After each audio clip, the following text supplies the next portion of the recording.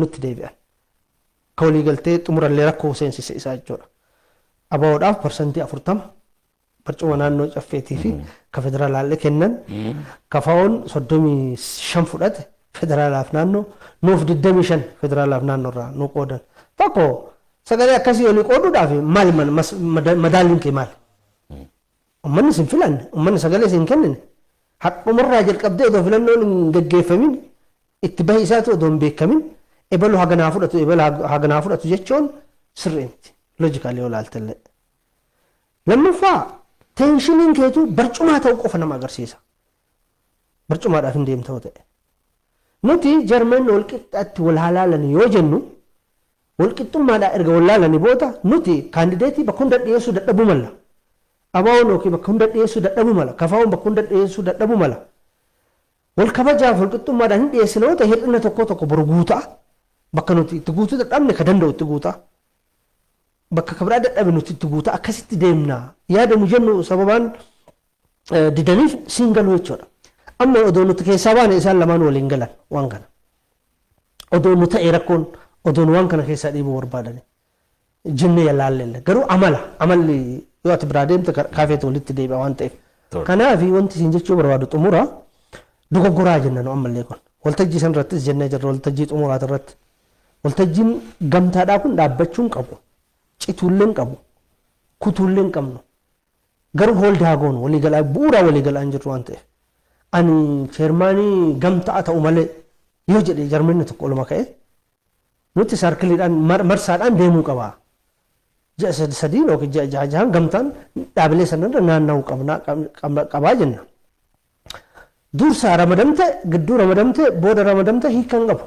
Garuu dursa an ta'u malee jedhanii akka daa'ima karameellaa yoo fidde dura naa kennitu malee jedhee namaa wajji wal lolu paartii poolitikaa taate dursa an gamtaa hoogganu malee hin jedhamu qaaniidha.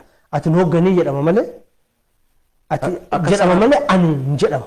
Akkas taanaan waan dubbatamu Jeneral dhugaa ta'uu danda'a laataan jedhanii maaliif yeroo baay'ee tokkummaa Oromoo cimsuu keessatti paartiilee Oromoo keessatti waan mul'atu dhimma aangooti kan jedhu sun mirkaneessu waan kan akkas taanaan. Paarshaalii mirkaneessa. Ani dhimma aangootiin qofa jedhee fudhachuu na dhiba. Reefsiin jedheera kaalchera nuti fudhanneetu kaalchera paartiilee Oromoo kun guddisaniitu kaalchera Abashaati.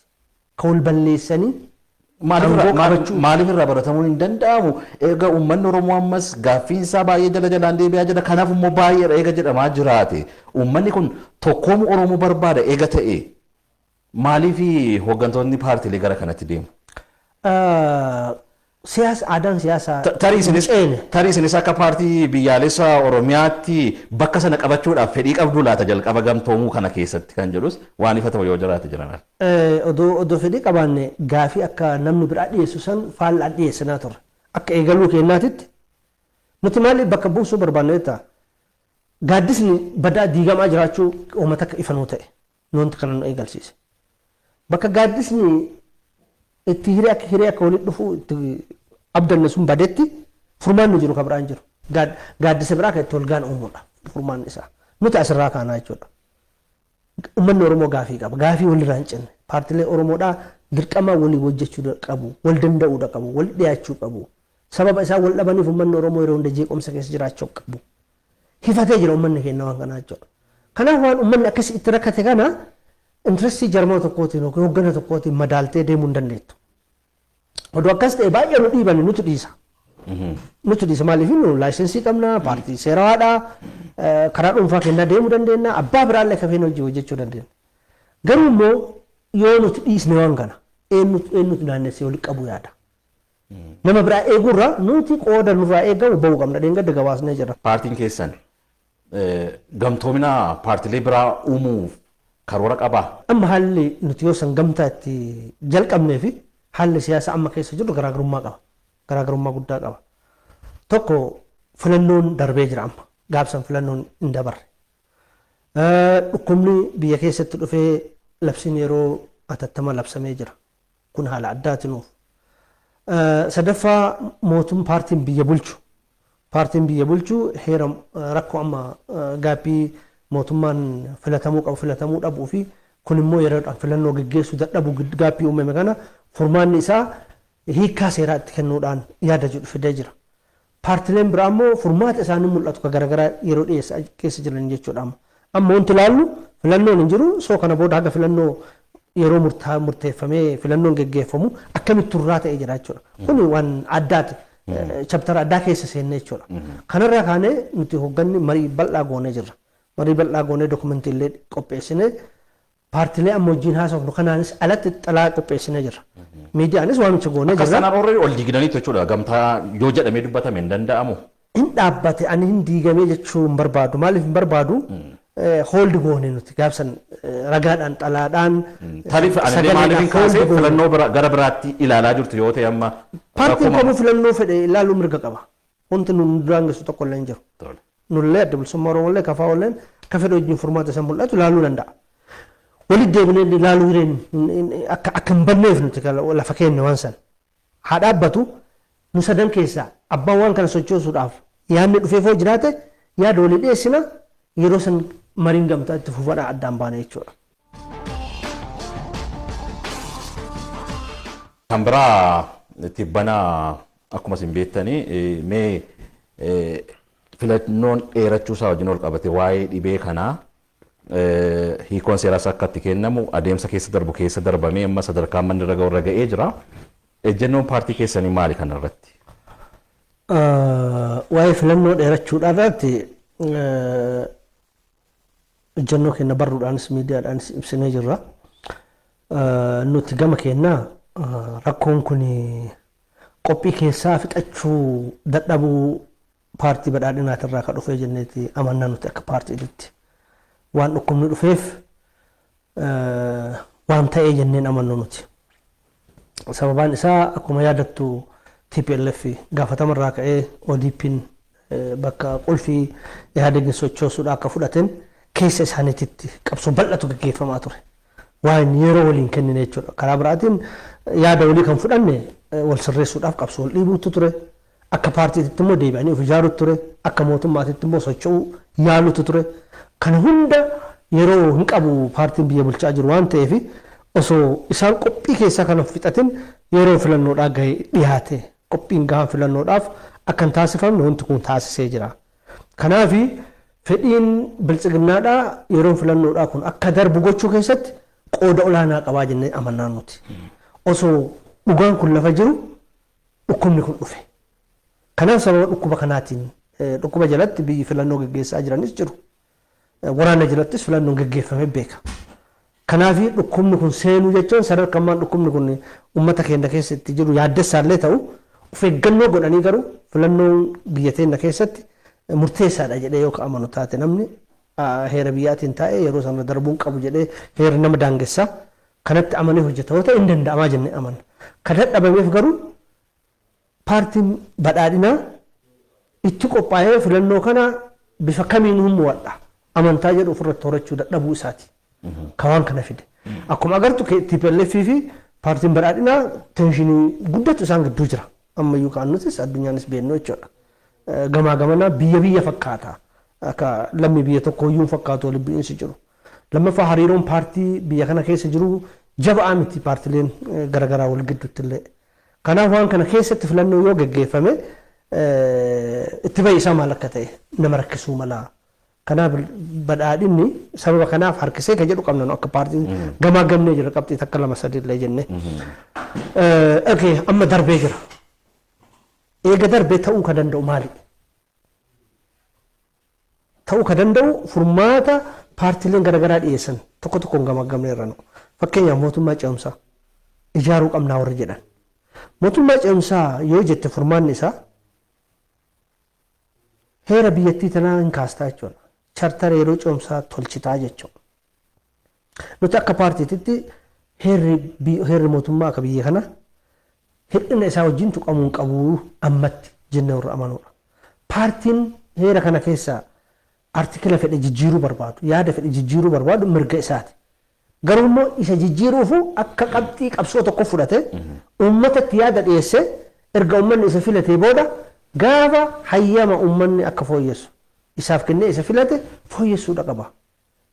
filannoo dura garuu heerri fooyya'uu qaba yookiin immoo heerri kun jijjiiramuu qaba yookiin immoo heerri kun ka'ee chartara yeroo tolchinee mootummaa ce'umsaa ijaarra yoo jedhame nu biratti fudhataman qabu.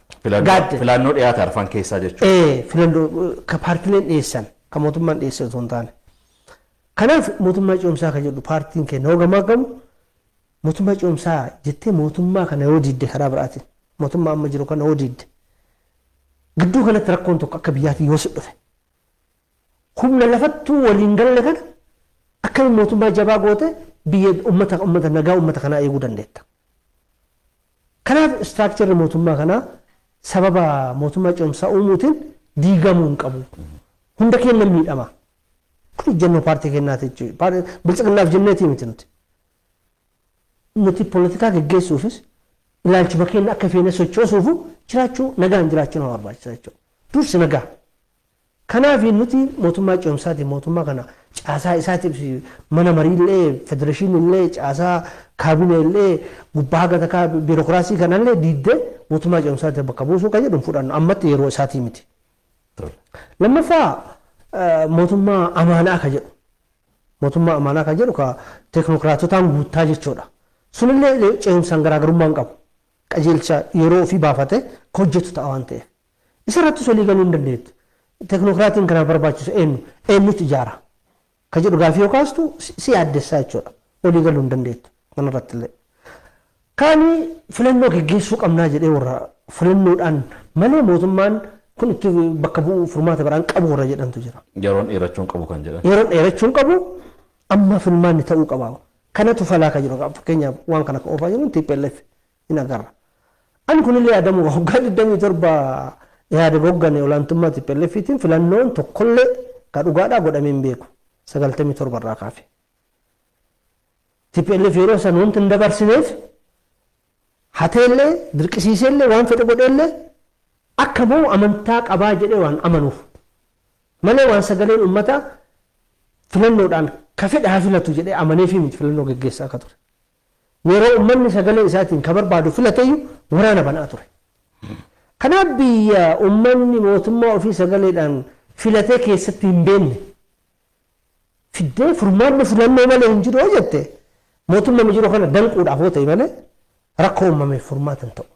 Amma jeneraal kan isaan jechaa jiran illee TPLF amma ofii keenya yoo boordiin filannoo biyyaalessaa filannoo kana geggeessuu hin danda'u yoo ta'e ofii keenya geggeessina kan jedhuuni TPLF amma koree hojii raawwachiistuudhaanis koree giddugaleessaatiinis murteessanii labsii baasaniiru. Dhimmi kun hin deemsisaa akka paartii keessanitti. Hin deemsisu tokkoffaa filannoo geggeessuu heerri biyyattii ka kenne boordii filannoo biyyoolessaatiif. Biiroon boordii filannoo achi jiru itti gaafatamni isaa boordii filannoo biyyaatiif. Aangoo heera naannoo keessatti mootummaa naannootiif kenname keessa filannoo geggeessuu aangoo qabaa ka jedhu hin jiru. Biyya takka waan ta'eef biyyi kun jechuudha. Qaamni filannoo geggeessu tokko qofa jechuudha. TPLF kun jalaa badeetii miti waan ofii inni hojjechiisee qajeelfamni kun jalaa badeetii miti. Amma xiiqii fi aarii giddugaleessarraa dhiibamuudha. Sun xiiqii seensisee mootummaa kana beekumsa of course mootummaa kana beekumsa kennuuf dhiisuun akkuma ejjennaa paartii garaagaraatitti murtaa'a. Isa fudhachuu didurraayi kun ka dhufaa jiru jechuudha. Gama kan kun immoo gara biraatiin nama geessa diigomsa nama geessa malee furmaata hin ta'u filannoo karaa akkasiitiin filannoon dhufus amma nuti filannoo gochuu danda'a ani mootummaan sun filannoo yoo godhe furmaata maal fida akka biyyaatitti filannoo isaan geggeessan biyya guutuu Tigraay qofaa miti biyya guutuuf maal faayidaa inni fidu yoo ani seera waadhaa ka biraattu seera waa miti propoogaandaa jedhuuf ka barbaadamu ta'irraa kaase okay mee geggeeffamee haa jennu eenyu deebi'ee filama. TPLF maam kabraan jiru ma arraynaan hin filamu beekama. Warri inni ijaare lamaan tokko hin filaman. Ka Dr. Chaasii Dr. Aragaawii Bareefaa achuu dhaquu hin danda'an. Kanaaf deebi'ee ka filamu TPLF beekamaadha. Maa isaan barbaachisa filannoo? Akkas taanaan egaa amma TPLF kan inni jedhu tokko akkasiin kaasan heerri mootummaa itti bu'amuun qabu jedha gam tokkoon. Gama biraatiin immoo kunoo heera mootummaa immoo diigee filannoo ofii kootii geggeessuun qabaa jechaa jira isinis nuu kaastanii jirtu. Gama kan biraatiin immoo humnoota federaalistii immoo gurmeessee deemuudhaafis gamtaa uumuudhaafis yaalee baay'een isaanii immoo jalaa mucucaatan Isiniif yeroo sana gaaffiin isiniin dhiyaanne TPLF irraa. Akkan waamuu qabu xalaa wayiit irratti dhageenya jirra. Lammaffaa yeroo ayyaana isaanii hafeerraan nu godhamee jira. Nuti saba mataa kennaatiin hin dhandhe. Kanaaf humna federaalistiiti moo miti eenyu federaalistii miti san inni approve namaa godhaanu gaafiidha.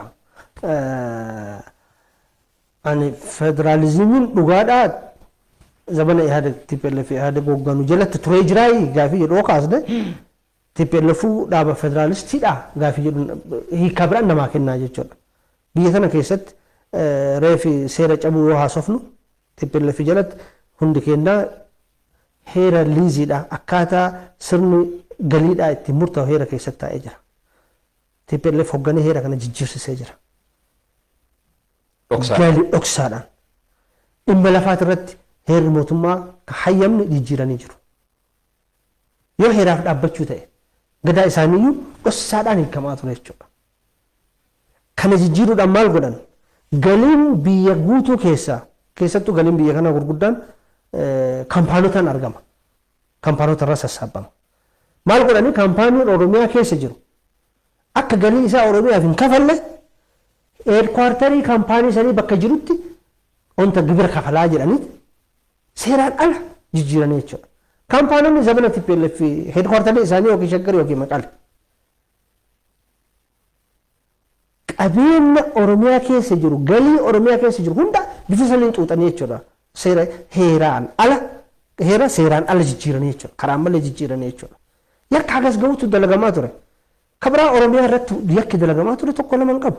Har'aa Oromiyaan shaggar irraa fuudhe shaggar karaa Dabra Biraaniitiin fiigichaan akkanatti manni karaa qabatee lafti gurguramee ijaaramaa jiru kun guddina magaalaatiif miti.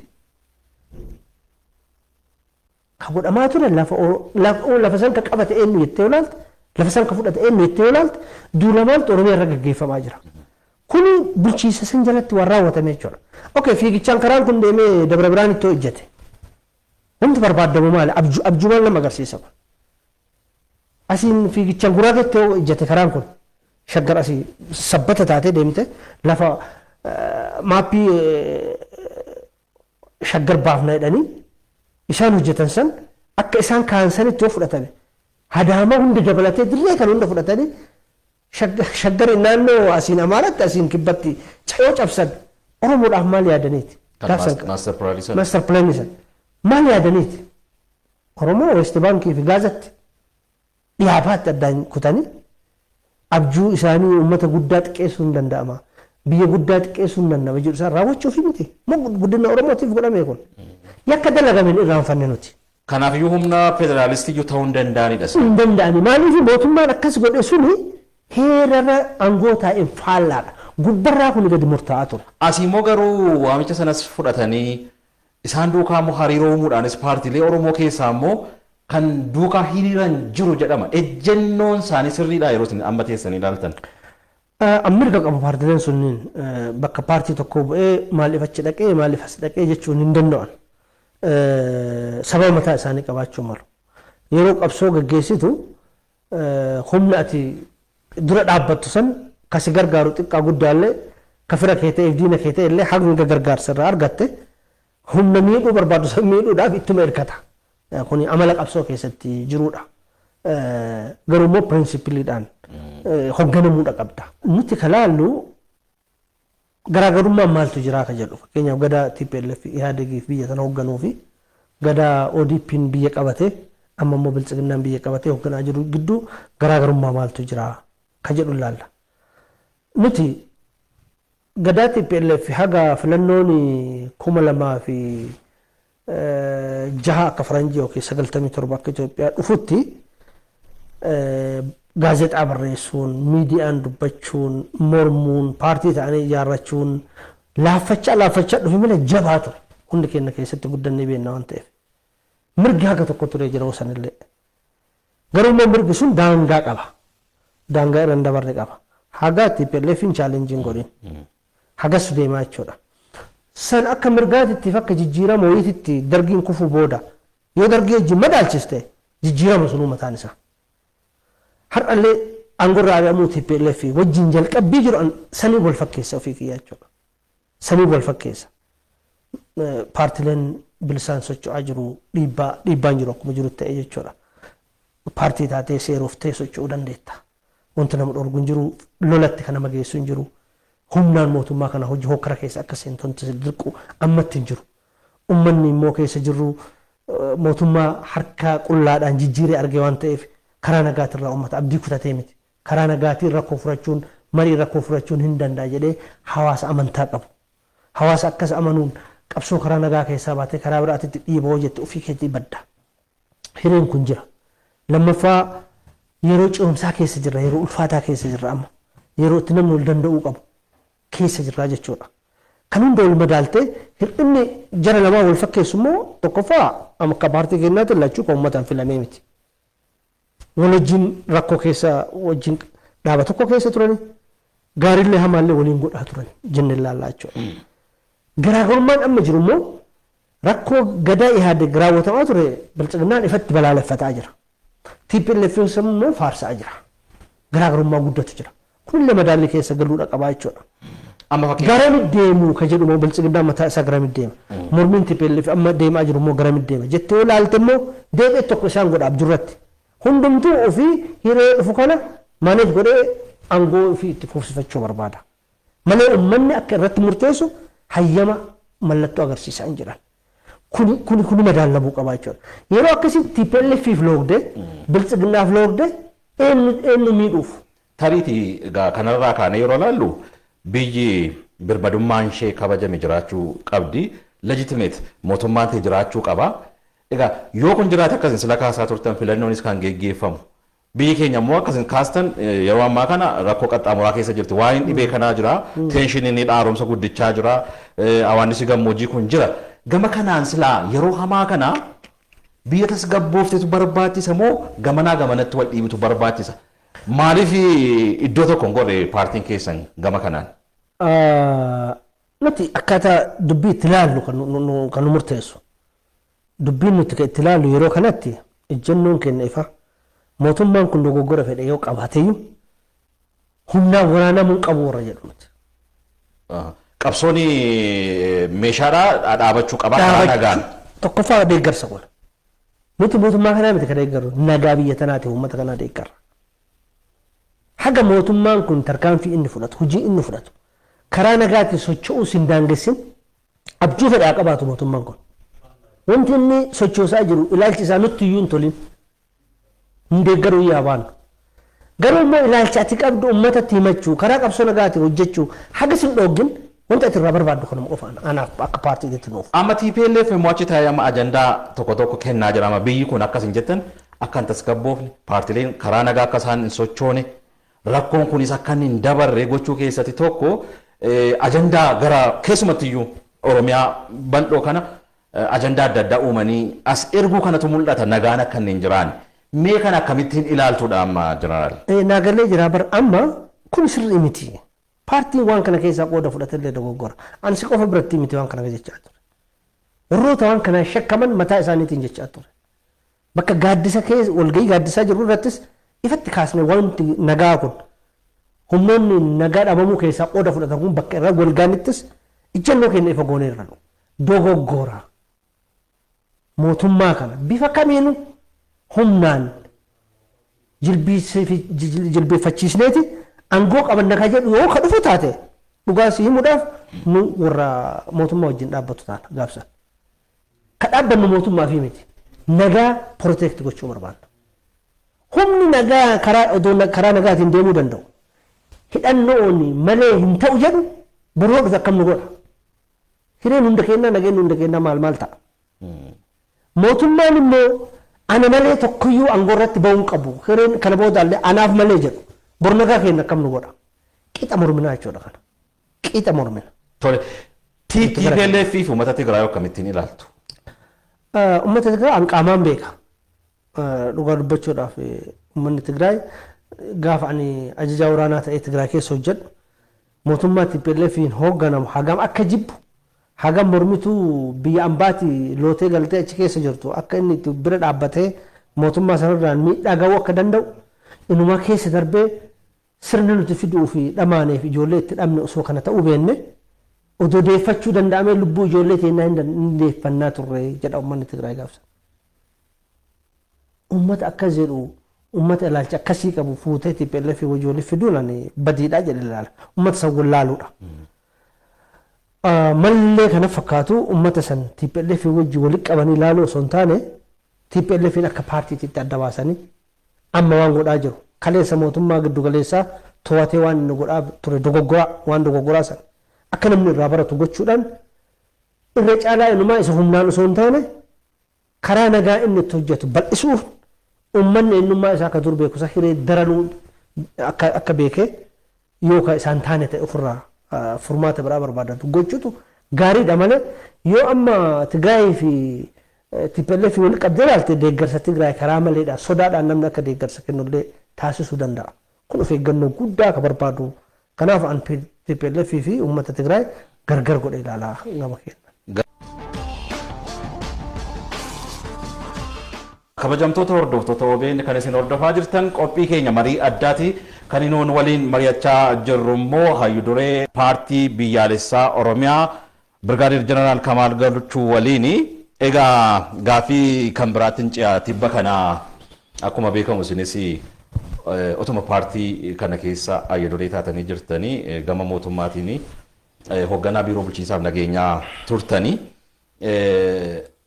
olaantummaa seeraa fi du'aatii darbee akka biyyaatti mul'atu keessatti Amnesty International ibsanni baase mootummaan immoo sirrii miti dogoggora qabaa jedhee qeeqaa jira. Mee lamaan isaa akkamittiin ilaaltan? Egaa waan amma baheegaa Amnesty International baase kana agarree jirra. Ijannoo mootummaallee dhageenyee jirra. Anni waan jedhameen osoo hin taane rakkoon nagaa biyya kana keessa jira gaafiin qabu. Rakkoon nagaa biyya kana keessa jiru maalirraa dhufe jennee akka paartiittis nuti gamaggamnee qaama lamarraa rakkoon kun dhufe jennee amanna. Tokko qaama qabsoo karaa nagaa hordofa jedhee biyyatti gale ka gama tokkoon nagaan gama miila tokkoon immoo bosona filateetu jira jennee amanna. Lammaffaa mootummaan hojii ofii hojjechuu qabu keessattuu nagaa uummata kanaa tiksu irratti akka mootummaatti socho'u irratti dadhabbiin agarsiise. Dadhabbiin kun immoo ta'e jedhamee karaa mootummaatiin ka uumame dogoggoraan osoo hin taane ta'e jedhamee ka uumametu kana dhalee jenna nuti rakkoo nagaa kana. Yeroo dhaabbileen karaa nagaatiin biyyatti haa galanii jedhanii deebi'umu caasaan mootummaadhaa banaa sababa uummanni mormuuf sababa uummanni ka'ee finciluuf jedhamee keessattuu Wallaggaa Arfan keessatti caasaa gandaa, caasaa aanaa, poolisa, milishaa, bulchiisa hundumtuu akka lafa gadhiisee qe'ee gadhiisee biiroo gadhiisee deemu taasifamaa ture. Sodaa nageenyaatiif jedhamee jechuudha. Isaan gadi dhiisuun kun warra miila tokko bosona keessa kaayyatee karaa hidhannootiin itti fufuu barbaadee hiree kenneefii jira. Ifatti odoo mootummaan beeku makiinaadhaan namni waraanaa fi filatamee fe'amee sentarii leenjii beekamutti akka waan mootummaa ta'ameeti. Osoo qophiin akkasii godhamu odoo leenjisiin akkasii godhamu ji'a baay'ee ilaale taa'ee mootummaa osoo argu jechuudha. Adada leenji'anii hidhannoo bakka fedhanii haa fidatanii mootummaa keessaallee ta'ee bitatanillee ta'ee humni gargaarus jiraate osoo sochiin kun hundumtuu argamu. Nagaa dabballee achi jiruuf yookiin birookiraasii achi jiruuf yookiin poolisaa fi milishaa achi jiruuf jedhamee uummata keessaa caasaa mootummaa akka jiru yoo ba'u uummanni humna isaa harkatti kufe.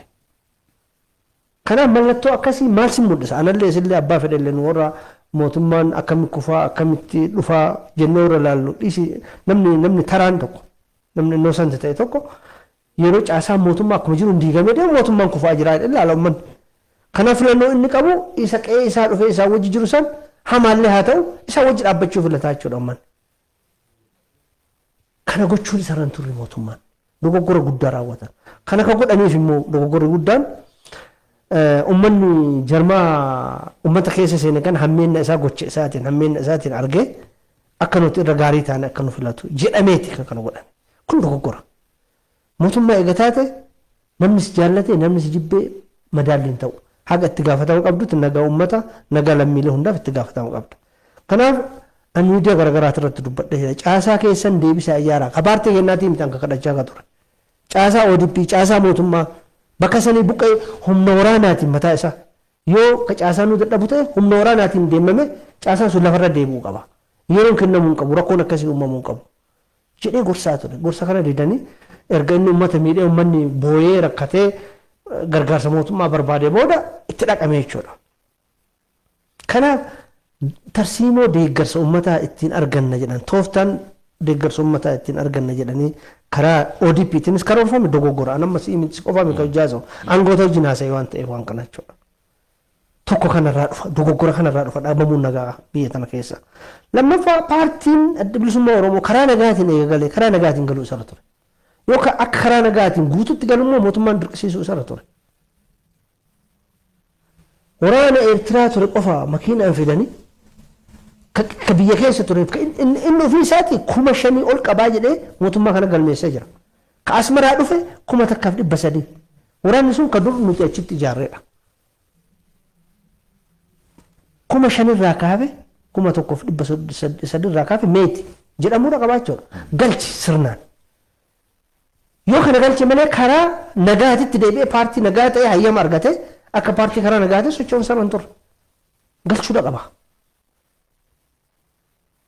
Asii laayisensii fudhachaa asii waraana hin qaba jedhasan galchuu didee lola biraa bifa reefsiin jedhasanii keessa seenamee jechuudha. Yeroo isin dhimma gamtoomuu paartii sadan ilaaltan ABO'dhaaf gaaffii kanan kaasne tariiti. Nuti ejjennoon keenya gamtoomuu keessatti dhimma nagaa haal duree goone ilaallanuti. Ramaddima gamtaa hoogganuutu sababaan nuti adda bilisummaa Oromoo irraa dinnuuf sababa ejjennoo kanaati. Karaa qabsoo nagaatii fi qabsoo karaa biraa wal keessa makaa gamtaa karaa qabsoo nagaatiin deemu an hoogganu malee jedhanii dhufuun qaanyii ta'utu irra ture. Duursaa paartiin kafaa'uudha haa deemu san booda ka itti aanu booda mari'annaa jenne dinnena. Kana gaaddisa irrattis kaasnee jirra nuti hin deeggarru. Oromoon Oromoo sibiilaan waraanuun dogoggora sirrii miti hin deeggarru. Bakka Piraayim Ministeeriin jirutti dhaabolee hunduu isaanis dabalatee bakka nu jirrutti ejjennoo kenna ifa goona jirra. Hin deeggarru sababni isaa uummanni Oromoodhaa dhakaadhaan harka duwwaadhaan uleedhaan mootummaa jijjiiree beeka. Karaa nagaatirraa abdiin kutanne. Nagaan rakkoo furachuu hin danda'ama jedhamee jira jennee ilaalla. Gara ibsichaatti yoo deemnu kanarraa madda dhaabamuun nagaa kana. Jabinni ibsa kanaa namni du'ee jira abbaan fedhe haa ajjeesu. Namni miidhamaa jira abbaan fedhe haa wanta godhu. Garuu immoo gara tokko qofaa miti wanti raawwatamaa jiru. Lammaffaan nama du'e kanaafi akkuma du'ee namni lakkoofsaa ganaa jettu ragaa qabatamaa wajjin dhiyeessuu feessa. Lammaffaa ka biraallee ka du'aa jiru jira. Fakkeenyaaf nu jimaata darbe miseensa keenya adda bilisummaa Oromoodhaa ukkaamsee nama maatii isaa gaafachuuf deemu Umar Muhammad jedhama maqaa qabsootiin Leemmoo jedhama.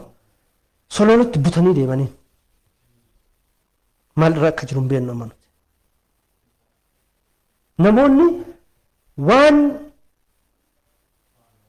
gosa tokko ta'aniif ajjeefamantu jiru dhaaba kanaan. Dhugaa dubbachuudhaaf. Waan miseensa paartii tokkoo ta'aniif ajjeefamantu jiru. Yoo ajjeechaa taate yoo mirga namaa taate Amnesty Internationaliif kun dhiyaachuudha qaba. Hojjetaan mootummaa meeqatu ajjeefame? Kan beeku an hojiirra jiru. Ajjeefamuu qabu dhimma nama tokkollee sababaan lola nu gidduutti kaasuuf tokkollee hin jiru. Lolli nu gidduu deemuu hin qabu. Ejjennoo kenna. Yoo ajjeesuu ta'e immoo gamanaanis hin du'a gamanaanis hin du'a. Wal loltee namni ebalu nama ajjeesee ebalu nama ajjeesachuu hin dandeettu. Erga lolli jiraatee duutiin dhufti. Kanallee addaan baasanii dhiyeessuudha. Amantaa akka qabu ta'e. Kama nu beeknu dhiyeessuu irra ture. Anna yoo xiqqaate. Gara adda bilisummaa Oromootiin ajjeefames ka gara mootummaatiin ajjeefames hin beeknu. Ka beeknu qabnu. Minimum madaalawaa gochuudhaaf yoo dhugaa mirga dhala namaatiif ta'e jechuudha.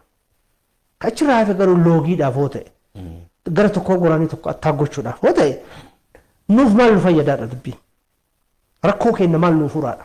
Ibsa ammaa kun maal nuuf fura.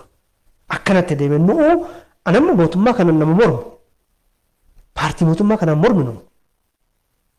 ani dhugatti nama mormu ta'u uummanni Oromoo shakkii takka irraa hin qabu. Bati dharaan nama yakkuun immoo hin ta'u. Dhugaayyuu dubbanneen sun sobamaa barbaachisa. Namni du'uu hin qabu.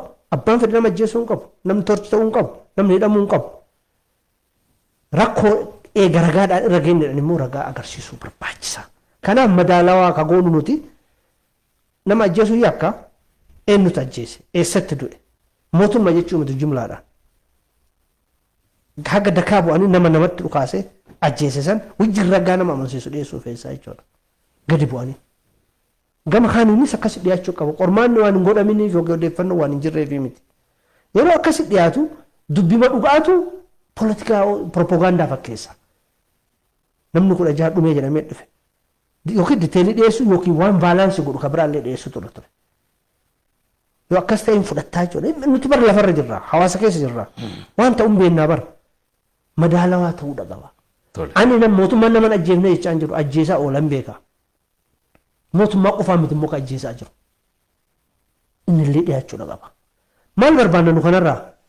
Dhaabbachuudha qabaa jennee waan amannu kun akkasii. Gara mootummaatiinis gara nama mootummaa morma jedhuunis ajjechaan nama kidnaap nama gochuun humnaan deeggarsa barbaadu. Oromoo ajjeesaa jira kanaan. Kun dhaabbachuudha. Yoom dhaabbata wanti kun? Wanti dhaabbatu nuti propoogaandaa keessaa baane olola kijibaa tokko tokko irratti duulu keessaa baane dhugaadhaaf dhaabbanne qofa dhaabbata. Amma namni yaadni an kennu kun gara mootummaa ittiin tolles jira. Gara paartii biraatiinis ittiin tolles jira. Garuu reyaalitii fudhachuun barbaachisaadha. Haga yoom lubbuu namaatiin deeggarsa barbaanna, poolitikaa barbaanna, barcuma barbaanna. Ilma eenyu nama eenyu lubbuu gabbarreen nuti masaraa dhannee baankii to'annee tujjara ta'uu barbaanna. Eenyuuf jecha kun karaa nagaatiin osoo qabsaa'uu dandeettu bosona keessa deemtee nama dhukaasuun maali? Maal jedhama kun maraatuudha moo? Okay, karaa humnaatiin qabsoo dhufe agarree jirra. Aangoo karaa humnaatiin dhufe agarree jirra. Yookiin karaa fincilaa wal garagalchuutiin qabsoo dhufillee agarree jirra. Kun lachuu gaafii uummataa hin deebisne.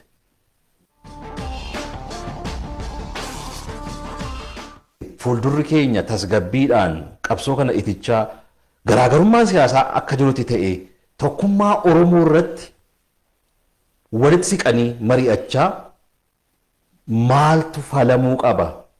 Furmaanni isaa maali jedha paartiin keessanis isinis? Garaagarummaa gidduu paartiilee jiru kana laaffisuun baay'ee barbaachisaadha. Karaa nagaatiin waa hiikuu yaaluun, karaa marii qofaan waa hiikuu yaaluun baay'ee barbaachisaadha inni amanna. Akka hiree ta'ee humni masaraa Minilik qabate tokko waa hundumaa ajaja isaatiif akka inni fudhutti akka raawwatamu yaaduu dhiisee biyyi tun anaafillee nama biraatiifillee qixa. Ana caalaa namni dandeettii qabullee jira. Anaa gadillee ka qabu jira. Anaan qixallee ka qabu jira. Jedhanii ofitti himuu yoo hin dandeenye. Anumatu biyya tanaafillee yeroo kanaafillee furmaata. Yoo ka jennu taate paartii keessas ta'e mootummaa keessa ka jirru walii galuun hin fagaata. Hin ulfaata walii galuun. Kanaaf nuti hireen jiraa fedha Oromoo tisuudhaaf fedha Oromoo eessisuudhaaf hireen jira amma hin jira yoo ka itti hojjennu taate. Garuu immoo akkasitti deemamaa hin jiru. Kunillee ka ta'e maali? Kunis barcumaa qabachuudhaaf. Kunis barcumaa tiffachuudhaaf. Kuni tasa ta'uun qabu dogoggora kun. Uummata kana aangootti fiduudhaaf hojjetamuudha qaba. Uummatatti bar filannoo geggeessitee filannoo dhugaa geggeessitee mo'amtee karaa nagaatiin uummatatti uummanni abbaa filatetti yoo dabarsite ati gaafa gaddeebitee uummata keessatti deebistu bar nagaan jiraatta. Galata olteerta bar uummata kanaaf. Paartiin karaa nagaatiin filamee mootummatti dhufullee bar barullee akkuma nama kaanitti deebi'ee uummata keessatti deebi'ee waan ta'eef kan irraa baratullee yoo ka inni aangoorra ture akkanaan gadhiise inni illee boru akkanaan gadhiisuu diduun qaanfataa bar. Hin cabaa bar bakka humnaa fi shiraan aangoorratti fuufuu qofa taargeetti ta'e deemu kun. Isa kanatu addaan nama fageessaa jira. Inni kun cabuudha qaba. Namni wal sobu hin jiru. Dhugaas Piraayim Ministeerii haa ta'u, paartii hoogganaa paartii fedhe haa ta'u, barsiisaa haa ta'u, maal haa ta'u, namni siyaasa biyya kanaa hubachuu hin dandeenye xiqqaadha amma. Shira biyya kana keessa deemu karphaa miti ka waggaa 2-3 fuuldura tilmaamuu dandeenya. Rakkoo miti kana. Amma wal beekuu fi osoo wal beekan immoo wal dhugeeffachuu diduu ta'e jedhanii wal baqachuu kanatu jira jechuudha. Waan an jedhu qofa. ati yoo waraana qabatte yoo poolisa qabatte yoo tika qabatte yoo baankii qabatte yoo hunda harkaa qabatte xunchaadhaan yaadu. Inni biraallee aadaan biyya kana anillee xunchaa akkasii hireetti ijaarradhee qabadhee isa dhiibee bakka san qabadhee akka isaa itti fuufu. Abjuu gabraaf gooftaati. Gabri abjuu isaa homa lamaa jedhama. Tokko akka gabroonfataa isaatitti nama gabroonfachuu yaala. Gaaf tokko anillee akka isaa ta'e. Haga achi gabummoo abjuun lammaffaan maali? Gabra amanamaa ta'e hojjechuu. Politikaan paartii biyya keenya ati agartu siyaasni biyya keenya keessa ati agartu akkasi. Yoo mootummaallee yoo tokko deeggaran lolee ajaa'ibaa ta'anii ajajamaa ajaa'ibaa ta'anii fakkaatanii deemu. Gaafa ol baatellee akkuma ajajamaa taateefsanii ta'u kaalcheera akkasii keessaa bahuu barbaachisa. Kana itti billatti abaaraa ture. Har'allee adeemsuma akkasii yoo ka deemnu ta'e gaarii miti. Paartiin mormituu illee taate abjuun kee ka abaartu kanaa yoo garaagarummaa hin qabne ta'e abdii ati uummata irratti hortu maali? Kanaaf gara hundaafuu gara tokkummaatti sammuu fi jijjiiruu gaafata. Sammuu fi jijjiiruu gaafata wanti kun. Nuti ka qabsoofnuu fi anka maal dura ta'a paartii waan ta'eef dhaqee piraayim ministeerii ta'uudhaaf hin yaada yoo ta'e maraataadhaan. Yookiin paartiin kiyya aangoo qabachuu qaba. Aangoodhaaf qabsoofnu of course akka paartiitti yoo qabsoofnu. Garuu akeekni kan dhufsuni waan uummanni fedhu isaan achi geessuudhaaf yoo hin ta'in yaadaan wal mo'uun maaliif hin adeeffamne tarii siyaasa keenyatti nama yoofne moo maaliif isaa barka jechaa jiru reefsi kaasaa ture aadaa biyyattiin ijaaramtetu aadaa wal ajjeesanii mootummaa ta'uuti. Amma wal ajjeesanii mootummaa ta'uun kun laaffataa dhufaa jira. Sababni isaa uummanni illee barataa jira. Hubannoon uummataa illee guddataa jira. Akkuma barbaadde bosona fiiddee dhattee kilaashii kaastee nama guurtee achi waraana ijaartee as deebi'uu namni waa'ee maaliif siin jedhu baay'ata. Dur yeroo beekumsi barnoonni hin jirretti salphaa ture. Amma namni waan san akka furmaataatti fudhataa hin jiru. Kun guddina tokko as dhufaa jira. Anaaf abdiitu jira jechuudha anaaf. Namni kana deeggaru hin jiru. Ifin mootummaallee yoo taate waan ati jettu hunda akka jettetti sirraan fudhatu dhaloonni amma. Ka barate waan ta'eef, ka waa hubatu, abjuu qaba, hawwii qaba waan ta'eef, hawwii isaatiin si madaala. Kuni gara lachuu frustrationii keessa naqee abdii kutachiisaa deemee xumura uummata gara dhaga'uutti akka isaan fidu ani shakkii takka illee hin qabu.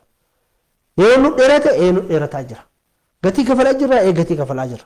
Garuu immoo hin dhufa. Ammas walii obsuun kuni wal dhaggeeffachuu yeroo rakkoo kanas wal dabarsuu irratti akkuma aadaa Oromoo sirna gadaattis maal ta'uu qaba jettu. Reefsi kaasee bara ani bilchiginnaan rakkoo fedhee qabaate. Humnaa fi lolaan itti deemuun dogoggora. Dogoggora irraa maayiti. Karaa nagaa waraantaa amma bilchiginnaa miti waraana watti. Hiree nagaa waraantaa nagaa kee booresita.